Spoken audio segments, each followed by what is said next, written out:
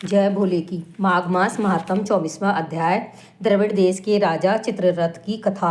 अत्यंत विनम्र भाव से वेद निधि ने महर्षि लोमस से प्रार्थना की कि मुझे उस पिशाच की कथा सुनाएं जिसे महात्मा देवहूति की कृपा से पिशाच योनि से मुक्ति मिली तथा वह विष्णु लोक को कैसे प्राप्त हुआ। महर्षि लोमस बोले, हे वेद निधि, प्राचीन काल में दक्षिण देश में चित्ररथ नाम का एक राजा राज्य करता था। राजा चित्ररथ संपूर्ण शास्त्रों का ज्ञाता, अत्यंत सूरवीर तथा दयालु था, परंतु समय के परिवर्तन के कारण वह दुष्ट मंत्री व परामर्शदाताओं के वशीभूत होकर उसकी बुद्धि मंद हो गई थी।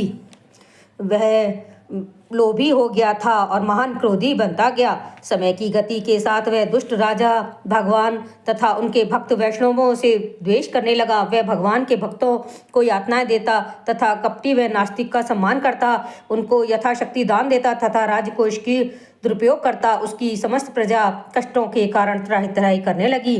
प्रजा के श्राप तथा उसके कुकर्मों के कारण राजा को अनेक व्याधियां सताने लगीं तथा दिन प्रतिदिन वह दुर्बल होता गया और अंत में मृत्यु को प्राप्त हुआ। कोप तथा कष्ट पहुंचाते हुए धधकते हुए लोहे और कीलों से व्याक्त मार्ग तथा रौरव नर्क के मध्य घसीटते हुए उसे ले जाया गया। राजा त्राहि त्राहि कर उठा, परंतु उसकी कातर रानी सुनने वाले विशाल जबड़ों वाले कुत्ते थे जो उस पर झपट्टा मार रहे थे तथा वह अत्यंत असहनीय पीड़ा से चीखता चिल्लाता जैसे तैसे यमलोक पहुंचा। यमलोक में पहुंचते ही राजा को नरक में फेंक दिया गया। तत्पश्चात वहां से खींचकर उसे अंधतमस नामक नरक में डाल दिया गया। राजा असहाय पीड़ा से मूर्छित हो गया। कुछ काल पश्चात राजा की मूर्छा भंग हुई तथा जैसे ही वह चैतन्य हुआ उसको उठाकर महारौरव नरक में डाल दिया गया। महारौरव नरक के घोर कष्ट सहने के पश्चात राजा को प्रतापन नरक में ले जाया गया। राजा पीड़ा से युक्त अत्यंत व्याकुल हो गया।